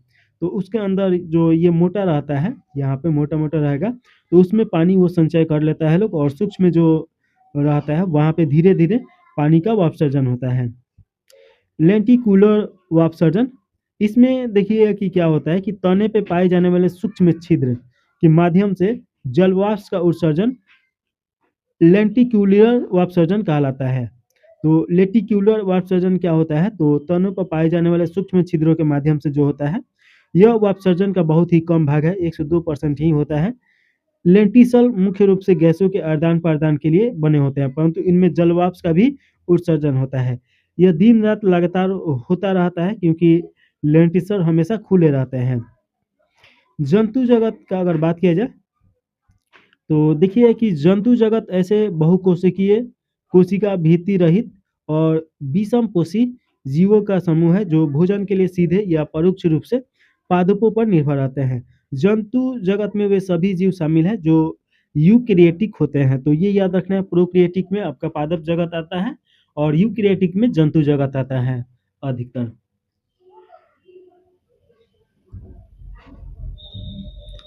इन जीवों में कोशिकाएं संगठित होते हैं तथा इनमें ऊतक स्तर या उससे उच्च स्तर का संगठन पाया जाता है। जंतु जगत को मुख्य रूप से एक रुस्की और करेस्कू में विभाजन किया जाता है। कोडेना के अतिरिक्त सभी संघ नॉन कॉटेजा या एक्यूरुक्सी में आते हैं। संघ पोरीफेरा, देखिए कि पोरीफेरा संघ में वे जंतु आते हैं जिनके शरीर पे असंख्य सूक्ष्म छिद्र पाए जाते हैं। इन्हें सामान्य स्पंज कहा जाता है, जो समुद्री तथा स्वच्छ जलीय आवासों में पाए जाते हैं, और इनका चित्र भी दिया गया है, तो ये आप देख लीजिए। देखिए कि आवास जो होता है, हैबिटेट, ये प्राय समुद्री जंतु होते हैं, और कुछ स्वच्छ जलीय यानी तालाबों में भी पाए जाते हैं। संगठन का स्तर देखिए कि इनमें कोशिकीय स्तर का संगठन पाया जाता है, और समिति, ये अधिकतर समिति होते हैं, अर्थात इन्हें किसी भी जल से दो समान भागों में विभाजित नहीं किया जा सकता है। और आध स्थल देखिए कि जर्म लेयर, ये द्विकोरिकी होते हैं, अर्थात इनका शरीर दो जनन स्तरों से बना होता है। इनके बीच में एक जेलिटुनुमा पदार्थ मिजोग्लिया पाया जाता है। मुख्य लक्षण में अगर बात किया जाए, तो इनके शरीर पे असंख्य सूक्ष्म रंध्र या अस्टिया होता है। इनमें जल संवहन या नाल प्रणाली पाई जाती है। यह प्रणाली भोजन ग्रहण, श्वसन और उत्सर्जन में सहायता करता है। शरीर भित्ति में एक कोशिकीय फ्लोरेजेटिक कॉलर कोशिकाएं पाई जाती है। इनके शरीर का कंकाल प्यूकुलस और स्पंजीज प्रोटीन जंतुओं से बना होता है। इनमें पुनरुद्भव की अपार क्षमताएं पाई जाती है। जनन, इनमें अलैंगिक जनन और लैंगिक जनन दोनों होते हैं। ये प्राय उभयलिंग होते हैं, और उभयलिंग का मतलब स्त्रीलिंग पुल्लिंग दोनों हो सकते हैं। उदाहरण के लिए साइकोन और एस्पिजिला और प्यूलेक्टा, ये सब इसके अंतर्गत आ जाएगा। देखिए कि संघ निरेडिया या सिलेट्रा, निरेडिया संघ के जंतुओं का नाम उनके दंश कोशिकाओं के कारण पड़ा है। इन जीवों में एक गुहा पाई जाती है जिसे सिलेट्रॉन कहते हैं। तो ये आप देखे होंगे जेलीफिश के तरह, ये ऐसे। और देखिए कि आवास ये प्राय समुद्री और स्थावर या मुक्त तैराकी होते हैं। संगठन का स्तर, इनमें ऊतक स्तर का संगठन पाया जाता है। समिति, ये अरीय समिति वाले होते हैं। अध स्तर, ये द्विकेरिकी होते हैं, इनके माध्यम से मिजोलिगिया पाया जाता है। मुख्य लक्षण की अगर बात किया जाए, तो इनके शरीर पे दंश कोशिकाएं पाई जाती है, जो आत्मरक्षा और शिकार पकड़ने में सहायता करता है। इसके माध्यम से जठर संवहनी गुहा पाई जाती है। इसका मुख्य भोजन और विसर्जन दोनों का कार्य करता है। कुछ सदस्य बहुरूपता दर्शाते हैं, अर्थात इसमें जीवन चक्र 2 रूपों में फलित होता है। मेंडूसा और देखिए कि पाए जाते हैं। पीढ़ी एकांतरण पाया जाता है, जहाँ अलैंगिक जनन से पॉलिस से मेडुला बनता है और लैंगिक जनन से मेडुला से पॉलिस बनता है। उदाहरण के लिए आपका हाइड्रा हो जाएगा, जेलीफिश हो जाएगा, समुद्री और एनीमोन हो जाएगा। तो ये सभी आपको थोड़ा सा एक बार दिमाग में रखना है। संग प्लेटी हेल्थिनिमीज, थोड़ा नाम बायोलॉजी है तो ऐसा ही आएगा। तो देखिए कि प्लेटी हेल्थिनिमीज संघ के वे जंतु आते हैं जिनका शरीर पृष्ठ अक्ष में चपटा होता है। इन्हें सामान्य चपटे कहा जाता है। इनमें अधिकांश परजीवी पाए जाते हैं। संगठन स्तर का बात किया जाए तो इनमें देखिए कि अंग तंत्र स्तर संगठित रहता है। आद्य स्तर का बात किया जाए तो ये त्रिकोणिकी होते हैं, अर्थात इनका शरीर 3 जनन स्तरों एक्टोडर्मन, एडोर्मन और मिसोडर्म से बना होता है। समिति देखिए इनका शरीर द्विपाश समिति होता है। देह गुहा का अगर बात किया जाए तो ये अंगूहिक होते हैं, अर्थात इनमें देह गुहा का अभाव होता है। आवास इनमें कई जंतु दूसरे जंतुओं पर परजीवी के रूप में पाए जाते हैं। मुख्य लक्षण की अगर बात किया जाए तो इनमें श्वसन अंग, परिसंचरण अनुरूप स्थिति तथा उत्सर्जन तथा तंत्रिका तंत्र अविकसित होता है। इनमें उत्सर्जन विशिष्ट ज्वाला कोशिकाएं द्वारा होता है। ये कोशिकाओं से अपशिष्ट उत्पादों को बाहर निकालने में मदद करता है। अधिकांश प्लेटी हेल्थमीज उभयलिंग होते हैं। इनमें चूसक और अंकुश पाए जा सकते हैं जो उन्हें परजीवी जीवन शैली में मदद करते हैं। उदाहरण के लिए फीता कृमि आ जाएगा और यकृत पर्ण कृमि भी आ जाएगा इसके अंतर्गत। देखिए कि संघ स्केल हेल्मिथीज या इसे निमेटोडा बोला जाता है, तो ये याद रखिएगा। और संघ के जंतुओं को गोल कृमि कहा जाता है। इसका शरीर बेलना आकार और अनुपर खर्ची होता है। तो ये देखिए कि ये ऐसा होता है लोग, ये आप देखे होंगे। और देखिए कि संगठन स्तर, इसमें अंगन तंत्र स्थल का संगठन होता है और ये आद्य स्तर ये त्रिकोणिकी होते हैं। समिति देखिए इसका शरीर द्विपाश समिति होता है। और देखिए कि देह गुहा, इसमें कूट प्रगुहा उपस्थित होता है। मुख्य लक्षण का बात अगर किया जाए तो इसका शरीर अनुप खर्ची होता है, जिसमें इसमें देखिए कि खंडी भवन का अभाव होता है। इसमें पूर्ण आहार जाल या आहार नाल इसे बोला जाएगा विकसित होता है। इसमें मुख और गुद्दा दोनों उपस्थित होते हैं। इसमें उत्सर्जन रेटेन कोशिका द्वारा होता है। ये प्राय एक लिंगी होते हैं, अर्थात नर और मादा पृथक होते हैं। तो ये याद रखिएगा। और देखिए कि इसमें कुछ जंतु परजीवी होते हैं, कुछ मुक्त जीवी भी होते हैं। उदाहरण के लिए स्केरिस्की और गोल कृमि और व्यूरिएरिया आ जाएगा इसके अंतर्गत। और आगे देखेंगे संघ एनेलिडा। इसके अंतर्गत देखिए कि जंतुओं का शाब्दिक अर्थ सूक्ष्म वलय कृमि है। इसमें जंतु आते हैं, इसके शरीर पर अनेक सूक्ष्म वलय या खंड पाए जाते हैं। इन्हें सामान्य वलय कृमि कहते हैं। और देखिए कि आवास ये जलीय, समुद्री एवं स्वच्छ जल स्थलीय मुक्त जीवी होते हैं और कुछ परजीवी भी होते हैं। संगठन का स्तर का अगर बात किया जाए तो इनमें अंगन तंत्र स्तर का संगठन होता है और ये त्रिकोणिकी होते हैं। समिति देखिए कि इसका शरीर द्विपाश समिति होता है, तो ये याद रखिएगा। और देह गुहा का बात किया जाए तो ये प्रगुहिक होते हैं, अर्थात इसमें सत्य देह गुहा पाई जाती है। मुख्य लक्षण का बात किया जाए तो इनका शरीर खंडों में विभाजित होता है और इनमें शारीरिक उपांग जैसे कि सीटा, पैरापोडिया और जैसे ये पाए जाते हैं जो चलन में सहायक होते हैं। और इनमें उत्सर्जन एक विशिष्ट अंगन वृकाक होता है। इनमें बंद प्रकार का परिसंचरण तंत्र पाया जाता है। इनमें तंत्रिका तंत्र विकसित होते हैं, जिसमें एक दोहरा अर्ध त्रिकोण रज्जु और मस्तिष्क का निर्माण करने वाली तंत्रिका वलय होती है। ये एक लिंगी जैसे कि इसमें आ जाएगा नेरेसी, उभय लिंगी जो केचुआ और जोक होता है। तो ये आप याद रखिएगा। और संघ आर्थोपंडा में देखिएगा कि आर्थोपंडा जंतु जगत का सबसे बड़ा संघ है। ये हम लोग अच्छी तरीके से पढ़ा जाएगा। आर्थोपंडा का शाब्दिक अर्थ होता है संधि युग उपांग। इस संघ के जंतुओं का शरीर खंडों में विभक्त होता है। इनमें ऊपरी त्वचा का बाह्य कंकाल पाया जाता है, तो ये याद रखिएगा। और देखिए कि आवास का बात किया जाए तो ये स्थलीय, जलीय दोनों में रहते हैं लोग और वायुजीवी स्तर के आवासों में पाए जाते हैं लोग। समान संगठन का अगर बात किया जाए तो संगठन स्तर देखिए कि इनमें अंग तंत्र स्तर संगठित होता है। समिति में देखिए इसका शरीर पार्श्विक समिति होता है। देह गुहा इसमें प्रगुहा अनुपस्थित होता है तथा शरीर गुहा रुधिर गुहा कहलाती है। इससे रक्त भरा होता है। मुख्य लक्षण का अगर बात किया जाए तो शरीर 3 भागों में विभक्त होता है। सिर, वक्ष और उदर होता है। शरीर पे संधि युक्त उपांग पाए जाते हैं जैसे टांगे। इनमें खुले प्रकार का परिसंचरण तंत्र होता है। श्वसन के लिए इसमें गिल, ट्रेकिया और फुसफुस या बुक गिल पाए जाते हैं। उत्सर्जन मल्टीपियन नालिका के द्वारा होता है। इसमें एक विकसित तंत्रिका तंत्र होता है जिसमें तंत्रिका वलय उपस्थित होता है। ये एक लिंगी होते हैं तथा आंतरिक निषेचन होता है। उदाहरण के लिए कीट जो मच्छर, टीडा, मक्खी, तिलचट ये आ जाएगा और झींगा, केकड़ा, मकड़ी ये सब भी आ जाएगा। और देखिए कि अगला जो संघ है ये मोलास्का संघ है। तो देखिए मोलास्का जंतु जगत का दूसरा सबसे बड़ा संघ होता है आर्थ्रोपोडा के बाद। मोलास्का का अर्थ होता है कोमल शरीर। इस संघ के जंतुओं का शरीर कोमल होता है और प्राय एक कैल्शियम कार्बोनेट के कठोर कवच होता है जिसमें देखिएगा कि टर्टल आ जाएगा, ये झींगा आ जाएगा, ये सब आ जाएगा।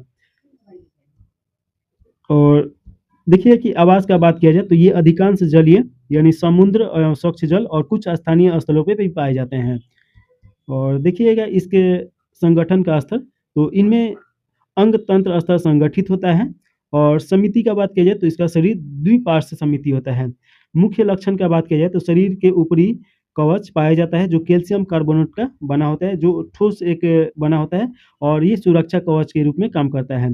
शरीर, सिर और पेशीय पाद तथा ककुद में विभक्त होता है। अगर पैर का बात किया जाए, पाद मतलब पैर ही होता है, चलन में सहायता करता है।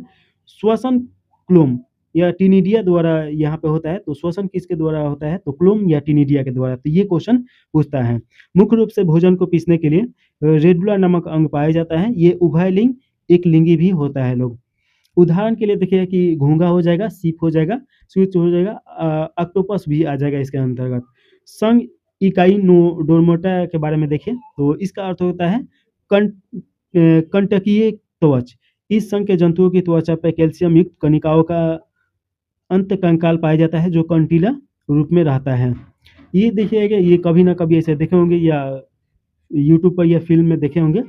आवास देखिएगा कि ये सभी समुद्री जंतु होते हैं और संगठित स्तर में इनमें अंग तंत्रक स्तर का संगठन होता है। समिति देखिएगा कि वयस्क जंतुओं में पंचायत और ये समिति में पाए जाते हैं। लार्वा अवस्था में द्विपार्श्व समिति पाई जाती है। मुख्य लक्षण का बात किया जाए तो इनमें सबसे महत्वपूर्ण लक्षण जल संवहन तंत्र है जो चलन, भोजन ग्रहण और श्वसन में सहायता करता है। इनमें उत्सर्जन तंत्र अनुपस्थित होता है। मुख, अधर तथा गुदा पृष्ठीय तल पर स्थित होता है। इनमें पुनरुद्भवन की अद्भुत क्षमता होता है। और बात किया जाए कि ये एक लिंगी होते हैं। उदाहरण के लिए तारा फिश आ जाएगा इसके अंतर्गत, समुद्री अर्चिन आ जाएगा और कुकुम्बर आ जाएगा। संघ हेमिकोरोडा, ये देखिए कि इसका अर्थ होता है अर्ध कोटेटा। इन्हें पहले कोटेटा संघ के एक उप संघ के रूप में रखा गया था, लेकिन अब एक पृथक संघ बना दिया गया है। इसमें देखिएगा कि ये आपका जो दिखाई दे रहा होगा ऐसे जीव आता है लोग।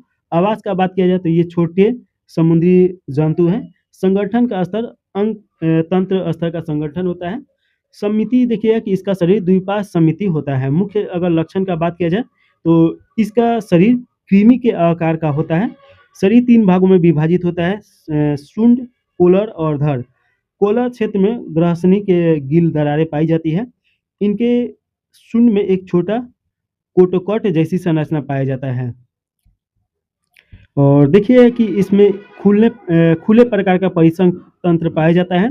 ये एक लिंगी होता है। उदाहरण के लिए बेलनुग्लास जीव जो है इसके अंतर्गत आ जाएगा। संकोटोजा के बारे में देखिएगा कि जंतुओं में 3 मूलभूत लक्षण जीवन किसी भी अवस्था में पाए जाते हैं। नोटोकोड पृष्ठीय खोखली तंत्र रज्जु और युग्मिक ग्रसनली गिल दरारें हैं। इस संघ में वे सभी जंतु आते हैं जिन्हें केसुरुकु जंतु कहा जाता है। संगठन का स्तर इसमें देखिएगा कि अंगन तंत्र स्तर का संगठन होता है। समिति का बात किया जाए तो ये द्विपार्श्व समिति होते हैं। दे गुहा ये प्रगुहिक होते हैं। मुख्य लक्षण की अगर बात किया जाए तो ये नोटकॉर्ड पृष्ठ रज्जु शरीर में पाई जाती है। पृष्ठीय खोखली तंत्रिका रज्जु में नोटकॉर्ड के ऊपर स्थिर होता है और ये युग्मी ग्रसनली गिल दरारें श्वसन में सहायता होती है। शरीर में गुदा पक्ष उच्च पाई जाती है। बंद प्रकार का परिसंचरण तंत्र है। ये एक लिंगी होते हैं। कॉटेजा संघ 3 उप संघों में विभाजित होता है। यूरोकॉटेजा, सेफोलोकोटेजा और वर्टिब्रेटा। वर्टिब्रेटा देखिए कि इनमें नोटकॉर्ड भ्रूणीय अवस्था में होती है, जो वयस्क अवस्था में एक उसकी दंड या रीढ़ की हड्डी द्वारा प्रतिस्थापित हो जाती है। उदाहरण के लिए मत्स्य, उभयचर, पक्षी, सरीसृप ये सब आ जाएगा। महावर्ग मत्स्य पीसीज में देखिएगा कि मत्स्य या पीसीज जलचर एस्क्यूरुस्की जंतुओं का महावर्ग है, जो सामान्य जलीय मछली के रूप में जाने जाते हैं। ये जंतु उनमें मेढक के उपस्थित कंकाल और फिन पाए जाते हैं। इसमें देखिएगा कि ये आपका चित्र दिया गया है फिश का। आवास देखिएगा कि ये शुद्ध जल यानी कि मीठे जल और खारे जल यानी समुद्री जल दोनों में पाए जाते हैं। संगठन का स्तर का बात किया जाए तो इनमें अंग तंत्र स्तर का संगठन होता है। समिति देखिए इसका शरीर द्विपार्श्व समिति होता है। अंगों का अगर स्वरूप देखा जाए तो इसका शरीर स्टीमलाइंट होता है। इन्हें जल में तैरने में मदद करता है और शरीर को सिर, धड़ और पूंछ में विभाजित किया जाता है। अगर चलन देखिएगा तो चलन के लिए इसमें युग्मित तथा एकल फिन पाए जाते हैं। श्वसन के लिए देखिएगा कि क्लूम यानी गिल्स जो होता है उससे ये श्वसन लेते हैं लोग। सीधे जल में घुलित ऑक्सीजन का उपयोग करते हैं लोग। और परिसंचरण तंत्र का अगर देखा जाए तो इसमें बंद प्रकार का परिसंचरण तंत्र होता है। हृदय में केवल 2 कक्ष होते हैं, एक अलिंद और एक निलय होता है। वे जंतु असमतापी या ठंडे रक्त वाले होते हैं, अर्थात इनके शरीर का तापमान वातावरण के अनुसार बदलता रहता है। उत्सर्जन तंत्र का अगर बात किया जाए तो उत्सर्जन तंत्र वृक्क से यानी किडनी पाए जाते हैं इसमें। प्रजनन अगर देखा जाए तो ये प्राय एक लिंगी होते हैं और ये अंडज होते हैं, अर्थात अंडे देते हैं। निषेचन आंतरिक या बाह्य हो सकता है। अगर त्वचा का देखा जाए तो इनकी त्वचा सल्कों से ढकी रहती है। उदाहरण के लिए कतला मछली, रहू, फ्लाई फिश समुद्री, ये टारपोंडो मछली और रे मछली, इसे अब आ जाएगा। उसके ऊपर देखिए कि छोटा छोटा सल के टाइप का रहता है, तो ये तो आप देखे होंगे, जरूर देखे होंगे। महावर्ग चतुष्पाद या टेट्रोपोडा देखिए। चतुष्पाद महावर्ग में वे सभी एकरुष्की जंतु आते हैं जिनके शरीर में चलन के लिए 2 जोड़े पाद होते हैं और विकसित होते हैं। ये प्राय थलचल जंतु होते हैं। इस वर्ग के जंतुओं में मूल उपांग अनुपस्थित होता है, बल्कि इनके स्थान पर 2 जोड़े पाद चलने के लिए विकसित होते हैं। इन जंतुओं को भ्रूणीय अवस्था में क्लूम दरारें अनुपस्थित होता है और इनका श्वसन तंत्र अत्यधिक विकसित होता है। इस महावर्ग को 4 वर्गों में विभाजित किया गया है। एक आपका सरीसृप आ जाएगा, पक्षी आ जाएगा और स्तनधारी आ जाएगा। तो इसमें डिटेल में नहीं दिया है, हम आपको डिटेल में पढ़ाएंगे, तो ये तो आपका बेसिक है, तो इसीलिए हम ज़्यादा समझा भी नहीं रहे हैं कि एक बार इसे देख लीजिए, ताकि एक आपका मैप बन जाए कि इसमें क्या है। जब दूसरा बार हम पढ़ाएं तो अच्छा तरीके से समझ में आए। वर्ग उभयचर देखिए कि उभयचर वर्ग के जंतु वे जल और थल दोनों में रहने के लिए अनुकूल होते हैं। प्रजनन के लिए इन्हें जल की आवश्यकता होती है। और इसमें देखिए कि आपका मेढक, सांप ये सब आ जाएगा। तो यहाँ पे चित्र भी दिया गया है। ये जल और स्थल दोनों स्थानों पर निवास करते हैं। त्वचा देखिए कि इनकी त्वचा स्नेह ग्रंथियों से युक्त और नम और सल्क रहित होता है, जो श्वसन में महत्वपूर्ण भूमिका निभाता है। श्वसन क्लोम के द्वारा या गिल्स के द्वारा होता है। और देखिए कि लार्वा अवस्था में होता है लोग, और इससे ये बनता है लोग। लार्वा अवस्था मतलब जो अंडा के जैसा रहता है लोग, छोटा छोटा। फुसफुस इसमें होता है, जो वयस्क अवस्था में विकसित हो जाता है, तथा त्वचा द्वारा होता है। तो श्वसन किसके द्वारा होता है? क्लोम, फुसफुस और त्वचा के द्वारा। जैसे कि मेढक है तो वो मेढक त्वचा के द्वारा भी श्वसन करता है। हृदय का बात किया जाए तो हृदय 3 कष्टीय में होता है, 2 अलिंद और 1 निलय होता है। तापमान, ये असमतापी या ठंडे रक्त वाले जंतु होते हैं। अंग देखिए कि इनमें आंखों पर पलकें पाई जाती है। उत्सर्जन वृक्क द्वारा होता है। प्रजनन, ये एक लिंगी और अंडज होते हैं। निषेचन बाह्य होता है। उदाहरण के लिए मेढक, स्लेमेडेडर और टूड इसके अंतर्गत आ जाएगा। वर्ग सरीसृप का अगर बात किया जाए तो सरीसृप वर्ग के जंतु रेंगने वाले जंतु होते हैं। सरीसृप का अर्थ होता है रेंग कर चलना। ये पूर्णतः स्थलीय जंतु होते हैं। और देखिए कि घड़ियाल भी इसके अंतर्गत आ जाएगा। आवास देखिए कि ये पूर्ण रूप से स्थलीय होते हैं। त्वचा, इनकी त्वचा शुष्क और सल्क या सल्क कपटी से ढकी होती है, जिन्हें जल हानि से बचाती है। श्वसन केवल फुसफुसों के द्वारा होता है। हृदय 3 कष्टीय होता है, परंतु मगरमच्छ में ये 4 कष्टीय होता है। तापमान में देखिए कि ये असमतापी या ठंडे रक्त वाले जंतु हैं। निषेचन देखिए कि आंतरिक निषेचन होता है, ये अंडज यानी अंडा देने वाले होते हैं। इनमें अंडे कवच युक्त होते हैं। उदाहरण के लिए सर्प हो जाएगा, और छिपकली हो जाएगा, कछुआ हो जाएगा, मगरमच्छ हो जाएगा। वर्ग पक्षी देखिए कि वर्ग पक्षी के जंतु वे हैं जिनमें पंख और उड़ने की क्षमता प्रमुख रूप से पाई जाती है। इन्हें उष्ण रक्त वाले सरीसृपों से विकसित माना जाता है। और देखिए इसके बारे में डिटेल में यहाँ पे नहीं दिया गया है, इसीलिए हम इसको नहीं पढ़ा रहे हैं। जब पढ़ाएंगे तो वहाँ पे आपको समझा देंगे। आवास देखिएगा, ये स्थल और वायु दोनों में पाए जाते हैं। वायु में यानी उड़ते हैं। और त्वचा इनकी देखिए कि त्वचा पर पंखों का आवरण होता है, केवल पैरों पर सल्क होता है। त्वचा पर तेल ग्रंथि, 3 ग्रंथि को छोड़कर कोई ग्रंथि नहीं पाई जाती है। अंग देखिए कि अग्रपाद उड़ने के लिए पंखों में रूपांतरित हो जाते हैं, और पश्च जो पाद होता है यानी पर, वो चलने, तैरने, पकड़ने के लिए रूपांतरित हो जाते हैं। हृदय देखिए कि 4 कोष्ठीय हृदय होता है। तापमान अगर बात किया जाए तो ये समतापी या गर्म रक्त वाले जंतु होते हैं। इनके शरीर का तापमान स्थिर रहता है। और पाचन तंत्र में देखिए कि इनमें एक अतिरिक्त कक्ष क्रॉप और गीजर्ड होता है, जो भोजन पीसने में सहायता करता है। कंकाल इनकी हड्डियां खोखली तथा वायु गुहा युक्त होती है, जो इन्हें उड़ने में सहायता करता है। उदाहरण के लिए देखिए तोता, कबूतर, मोर, बतख, शुतुरमुर्ग, ये सभी पक्षी आ जाएगा इसके अंतर्गत। वर्ग स्तनधारी में का अगर बात किया जाए तो स्तनधारी वर्ग के जंतु वो जिसमें दुग्ध स्राव ग्रंथियां पाई जाती है, जो अपने शिशुओं के पोषण के लिए दूध का उत्पादन करती हैं। और ये सबसे विकसित कनिष्क जंतु है।